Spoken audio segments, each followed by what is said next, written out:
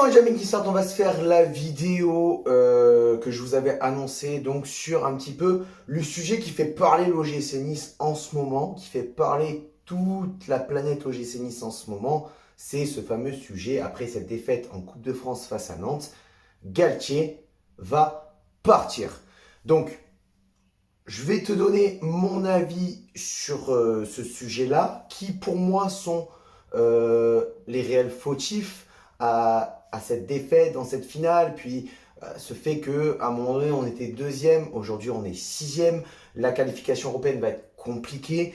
Quels sont les réels acteurs et les réels fautifs de cette, on va dire, désillusion au GC Nice alors que tout était très bien parti. Donc le sujet de Galtier va partir, en fait le sujet de cette vidéo, c'est parti de cet article-là, de Nice Matin, où on voit marqué l'avenir de Christophe Galtier en suspens à l'OGC Nice avec un point d'interrogation. Il y a eu bien évidemment d'autres articles un petit peu plus putabuzz que je ne citerai pas, avec des titres comme Galtier à l'OGC Nice c'est terminé, ou Galtier souhaite quitter le club azuréen après la défaite face à Nantes en finale de Coupe de France. Donc dans cette vidéo, je vais donner mon avis sur les tensions du coup entre Galtier et Fournier. Je vais essayer de donner un avis le plus objectif possible, qui sont les réels fautifs pour moi. Sur le fait qu'on ait perdu ce trophée en Coupe de France et que la qualification européenne va être compliquée. J'avais lancé un sondage sur Instagram, d'ailleurs je t'invite à t'abonner à ma page Instagram, mais notamment, bien sûr, si tu n'es pas abonné, à t'abonner à ma chaîne YouTube en activant la cloche, bien évidemment, liker, partager, commenter, ça fait toujours plaisir. Donc j'avais lancé un petit sondage sur Instagram, si vous voulez mon avis sur ce sujet. Donc à 60%, vous avez été favorable et vous avez été aussi favorable à 28% pour avoir l'adresse de Stéphanie Frappart. Tout ça sur 60 votes. Désolé les gars, l'adresse de Stéphanie Frappart, je ne l'ai pas, donc je ne vous la donnerai pas. Et j'avais lancé aussi un autre sondage sur ma chaîne Instagram, sur ma page Instagram. Je vous avais posé aussi la question à savoir qui pour vous était le réel fautif de cette déconvenue entre Fournier, Galtier, River et les joueurs. Vous avez été à 40% à répondre Fournier à égalité avec les joueurs, 17% Galtier et 2 petits pourcents pour River.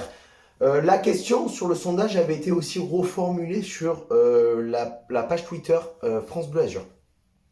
Le sondage avait été reformulé et la question était si vous étiez Ratcliffe, qui vous gardez? Et il en était ressorti à 73% de gardier Galtier contre 9% Fournier, 10% les deux et 9% aucun des deux, les gars. Voilà. Donc en fin de vidéo, je vous mettrai l'avis d'un supporter niçois que vous connaissez très bien, c'est Will qui a donné son avis. J'adore Will parce que déjà il a des avis très pertinents et surtout très objectifs alors que c'est un supporter niçois. Donc je vous mettrai ça en fin de vidéo. Vous pourrez dire aussi en commentaire, bien évidemment, qui a le plus raison entre lui et moi, sachant que bon, nos avis divergent un petit peu, mais sont assez, on va dire, proches. Donc c'est parti les gars pour la vidéo. Pour moi, qui sont les fautifs? Donc déjà pour ma part, je pense très fortement qu'il faut garder Galtier. Il est très important pour que le club grandisse. Il est important aussi pour instaurer les fondations et qu'elle reste aussi solide dans le futur. C'est une chose qu'on cherche depuis un moment. Et enfin répondre aux ambitions recherchées par le club si telles qu'elles nous ont été dites depuis le rachat d'Ineos.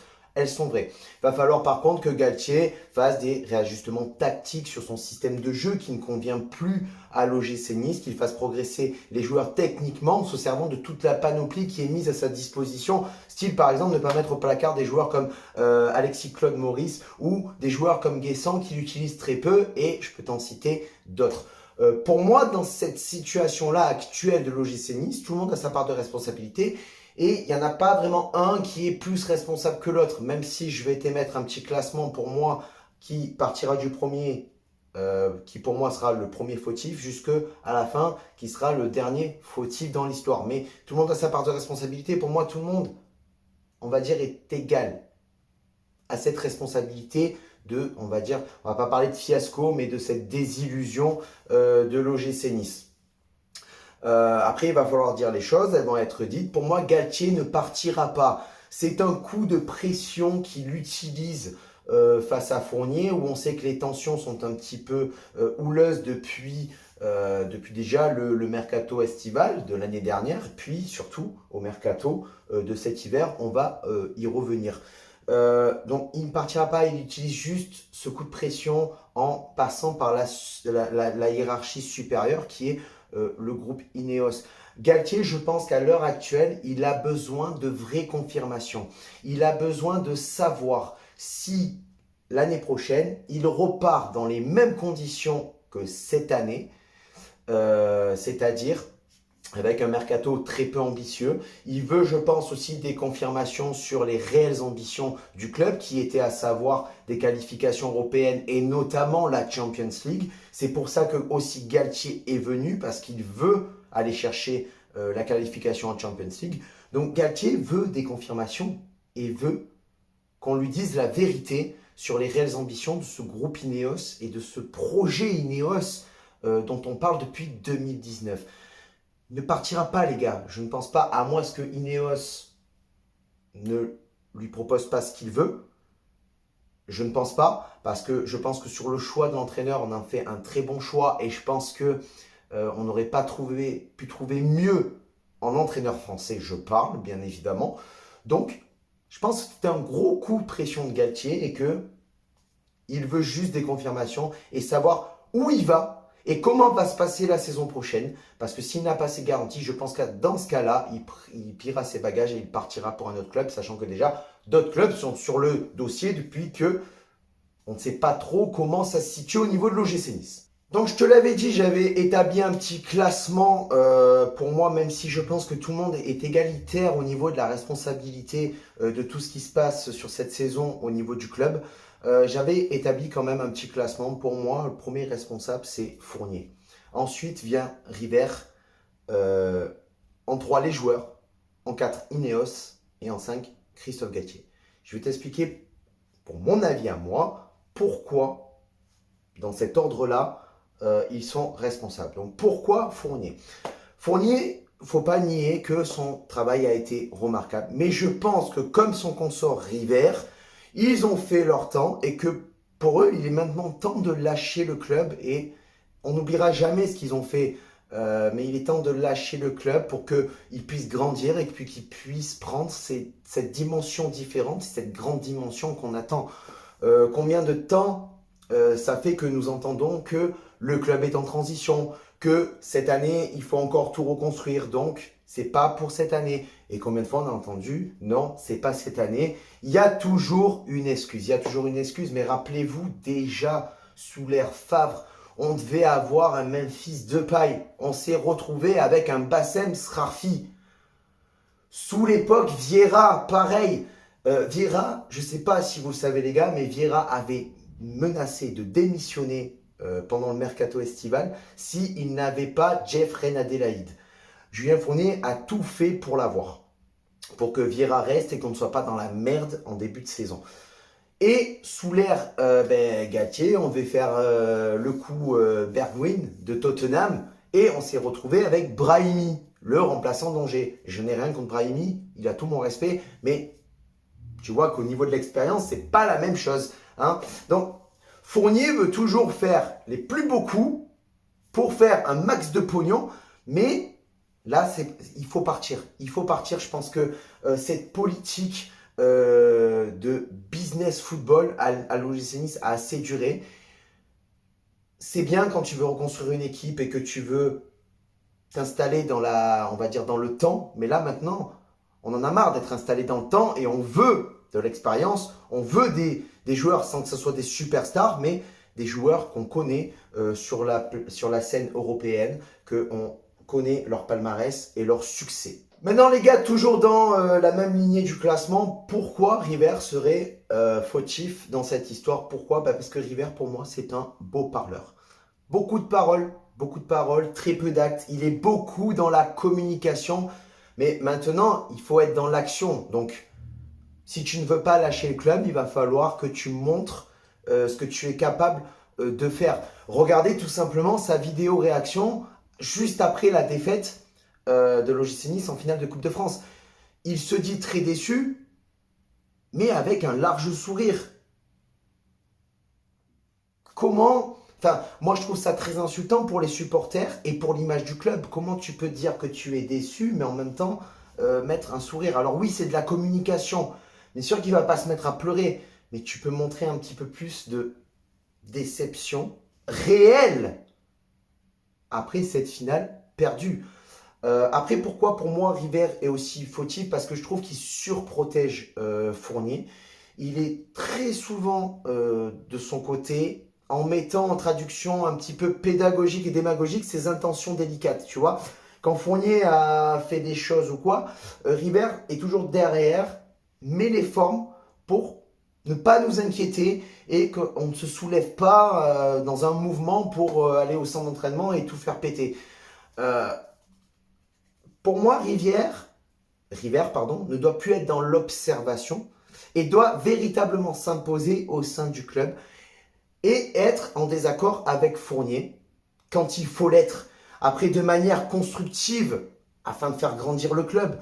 Mais si tu dois être en désaccord avec Fournier, il faut l'être, il faut dire pourquoi, en discuter de façon intelligente et faire avancer les intentions du club, les ambitions du club. Bien évidemment, il ne faut pas oublier d'où l'on vient, il ne faut pas oublier tout ce qu'on a fait pour en arriver là, mais à un moment donné, ce discours-là, j'en peux plus. Je ne peux plus l'entendre. Oui, il faut pas oublier d'où l'on vient, mais alors à chaque fois, ouais, les gars, on a fini sixième, on n'est pas qualifié européennement, mais rappelez-vous, sous les airs Gernot Rohr, Olé Nicole, Eric Roy, et j'en passe, Frédéric Antonetti, ont joué le milieu de tableau, voire le maintien. Ouais, mais maintenant, on a passé une dimension, les gars, différente, on est passé à un cran au-dessus. Donc, maintenant, il va falloir se comparer aux autres saisons en disant, putain, les gars, l'année dernière, on a fait troisième, cette année, on va faire deuxième. Il faut se mettre des objectifs bien plus hauts qu'en se disant, pensons d'où l'on vient et ce qu'on faisait avant. Non, si tu veux grandir, il ne faut pas oublier cette période, mais il faut arrêter de se comparer à cette période-là. Parce qu'on n'est plus du tout dans le même cas. On n'est plus du tout dans la même dimension. On n'a pas les mêmes armes, on n'a pas les mêmes moyens financiers qu'il y a peut-être 10, 15, 20 ans en arrière. Tout ça, c'est fini. Donc maintenant, si tu veux grandir, il faut arrêter avec ça. Il ne faut pas oublier d'où l'on vient, c'est vrai, mais si tu veux avancer, il faut voir un peu plus grand et aller un peu plus loin. Ensuite, après Fournier et River, les joueurs. Pourquoi les joueurs sont fautifs ici? On le sait, c'est les principaux acteurs, c'est eux qui sont sur le terrain, c'est eux qui animent les débats et qui font que tu gagnes, que tu perdes, que tu fasses un match nul, que tu sois enjaillé après un match ou complètement déçu, c'est eux. Force est de constater que certains ont brillé de belle manière, à l'image de Todibo, Lemina, Delors ou encore Thuram. D'autres ont fait une bonne première partie de saison et se sont éteints à la deuxième. Bard, Guiri, Kluivert. D'autres n'ont pas été à la hauteur aussi. Je pense à Stengs, Attal, Danny Luc. Certains joueurs trop irréguliers, d'autres se sont reposés sur leur laurier. Hein. Guiri, Boudaoui par rapport à la saison dernière. Sans compter ceux qui n'ont rien glandé de toute la saison, par exemple Dolberg. Voilà, ça tu le sais. Donc voilà, bref. Certains joueurs ont cru que c'était des piliers de l'équipe et pensaient être intouchables. D'autres ont toujours montré le fait qu'ils n'avaient rien à foutre du club et qu'ils étaient là parce qu'ils devaient être là et qu'ils étaient là parce que c'est leur job d'être là et de jouer, voilà, qu'ils ont montré qu'ils ne se sentaient pas bien au club. D'autres pensaient déjà être en vacances après avoir battu le PSG, d'une part en compétition nationale de la Coupe de France et d'autre part quand on a gagné 1-0 en championnat. Et On pourrait en dire encore tellement, mais il faudrait que je fasse une autre vidéo sur ça. Mais voilà, pourquoi les joueurs? Pourquoi les joueurs? Parce que, les gars, rien n'est acquis et vous n'êtes pas irremplaçable. Au contraire, vous êtes remplaçable et il ne faut pas oublier que ce qui fait le club, c'est pas la direction, c'est pas Ineos, c'est pas le coach, c'est pas les joueurs, c'est nous les supporters. Ensuite, les gars, qui vient juste après pour moi, qui est fautif, c'est Ineos. Pourquoi Ineos est fautif dans cette saison? Parce que moi, je les trouve beaucoup trop laxistes. Je les trouve beaucoup trop absents au premier regard et qui laissent un petit peu trop tout gérer par River et Fournier. À un moment donné, c'est pas que juste en venant de temps en temps au stade pour voir les joueurs faire leurs exploits et remplir leur contrat que vous êtes présent au sein du club. Moi, je ne les vois pas. Je ne les vois pas agir au sein du club, mis à part injecter de l'argent. Pour moi, Ineos, c'est un actionnaire qui ne tape pas assez du poing sur la table et qui s'est peut-être un peu trop laissé berner par les belles paroles de Fournier sur les réelles ambitions du club. Un actionnaire qui se fait peut-être freiner aussi dans les ambitions et qui n'investit pas assez dans des joueurs avec de vraies qualités, une réelle expérience et que l'on connaît sur la scène européenne, sur tous ces trucs-là qui font que voilà, ils ne sont pas assez présents. Après, attention, dans les joueurs, je ne parle pas bien sûr de superstars, je l'ai dit tout à l'heure. Ce n'est pas le but recherché du moment pour l'OGC Nice d'avoir des superstars au sein du club. Bref, pour moi, Ineos doit se montrer un petit peu plus présent, avoir un réel regard sur ce qui se passe au club. Ce sont les principaux actionnaires. Ils doivent avoir la décision finale sur certains joueurs et imposer des investissements réels sur des valeurs que l'on connaît. Et ne pas investir par exemple sur des futures pépites comme des Kluivert, des Stengs, des Brahimi. À un moment donné, ça, on l'a fait pendant des années. Ça a marché. Ça a marché. Aujourd'hui, ça ne marche plus. Et il faut passer, changer de stratégie et aller au-delà de tout ça. Et le dernier responsable pour moi, qui a sa part de responsabilité comme tous les autres, mais peut-être certes un petit peu moins à mes yeux, Christophe Galtier. Christophe Galtier qui est un entraîneur exceptionnel, un des meilleurs entraîneurs de ce qui se fait en France actuellement, mais un entraîneur avec des réserves aussi et des lacunes. Notamment s'obstiner avec ce schéma tactique en 4-4-2 qui ne convient pas à l'équipe au vu des qualités et des compétences individuelles et collectives de chacun. S'obstiner tout le temps à aligner le trio de Delors, Guiri, Dolberg qui est absolument inefficace offensivement. Ça aussi, je ne comprends pas. Comme aligner Dolberg titulaire sur certains matchs alors que le mec, ça fait une quinzaine de matchs qui ne branle plus rien, je ne comprends pas. S'obstiner à aligner des joueurs comme Boudaoui sur le côté alors que son poste réel, c'est numéro 6, on le sait tous. C'est compliqué.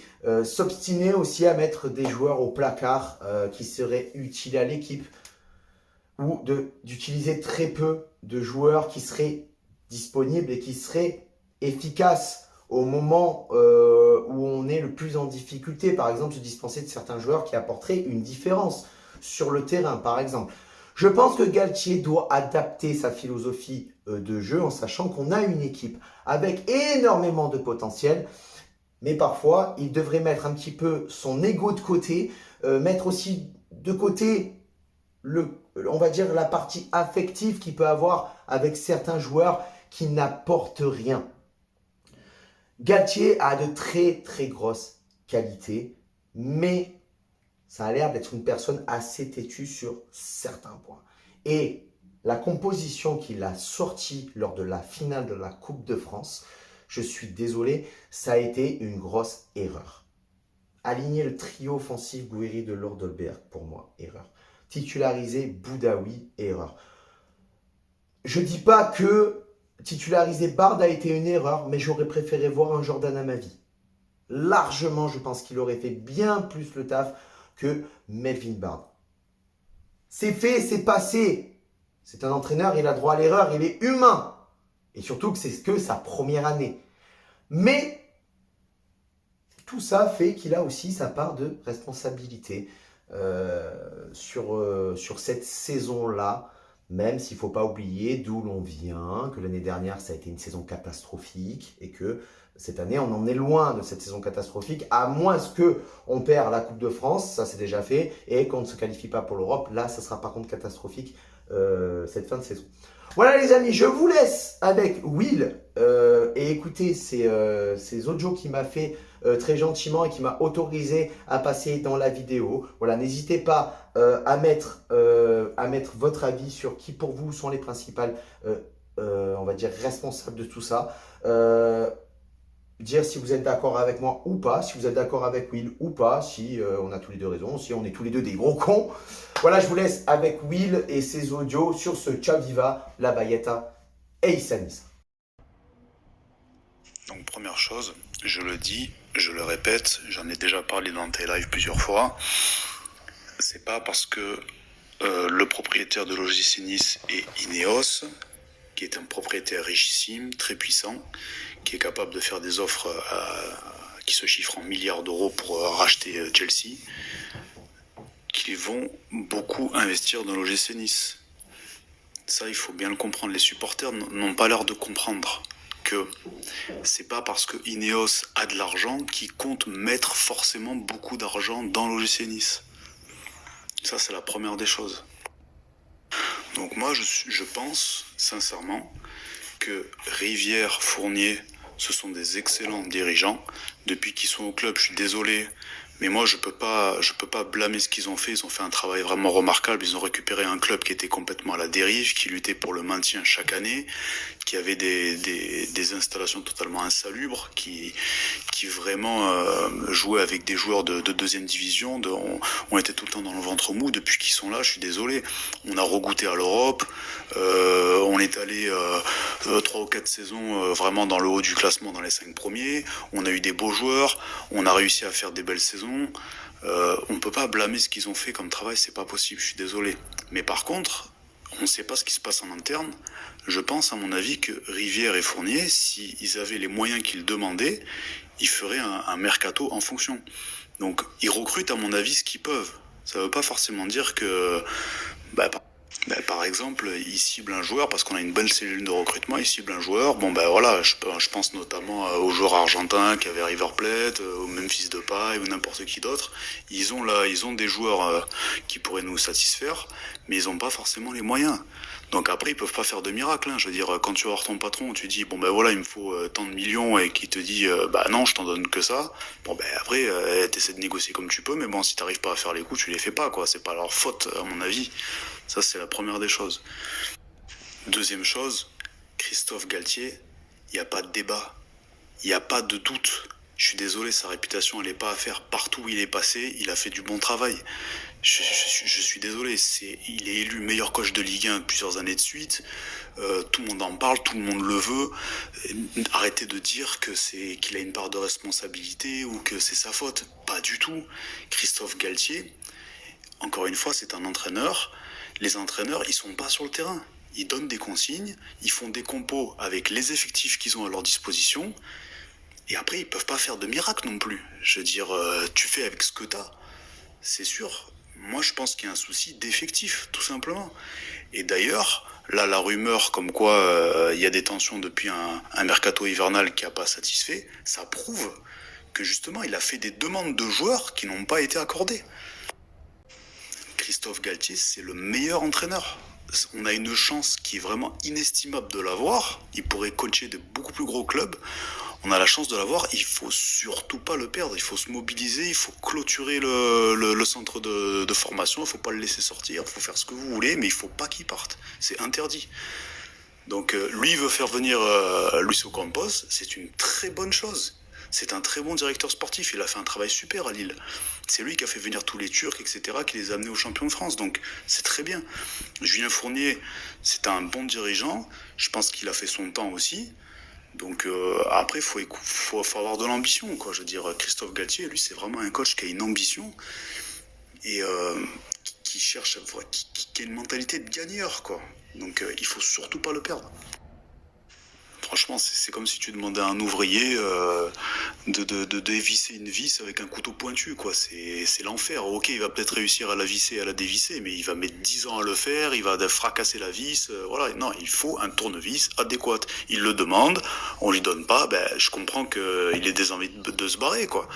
Parce que c'est lui aussi, c'est sa carrière aussi qui en prend un coup, quoi. Il dit, attends, moi je passe pour un peintre, à chaque fois on prétend pour la Ligue des Champions, je demande de certains profils, on me les donne pas, on me donne des gars à 7 millions d'euros, remplaçant Angers.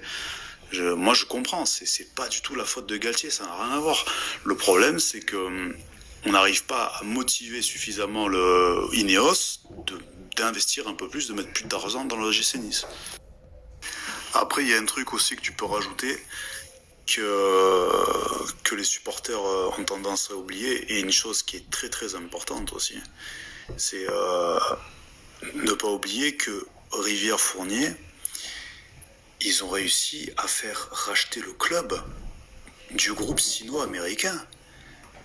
Est-ce que tu te rends compte quand même de l'effort considérable que ça a demandé? C'est parce que le club, ils l'ont acheté 20 millions d'euros, ils l'ont revendu 100 millions. Donc ils ont réussi à convaincre quelqu'un déjà de perdre un bénéfice de 80 millions d'euros d'entrée.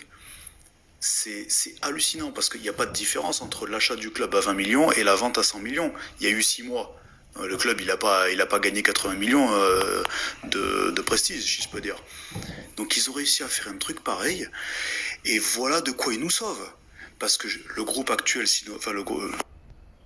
le groupe sino-américain, c'est les propriétaires de Nancy, qui sont derniers de Ligue 2, qui vont être relégués en National.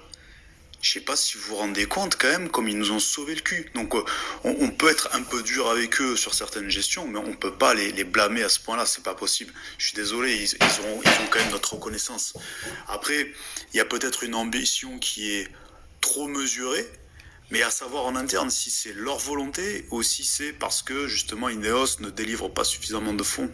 C'est ça qui est important. Parce qu'après, moi quand j'entends Fournier en interview, je trouve qu'il a une ambition qui est trop mesurée. Mais Fournier, Rivière, il est incroyable. Rivière, il aime le club, il veut qu'il grandisse, il veut vraiment que le club évolue, donc il faut le garder.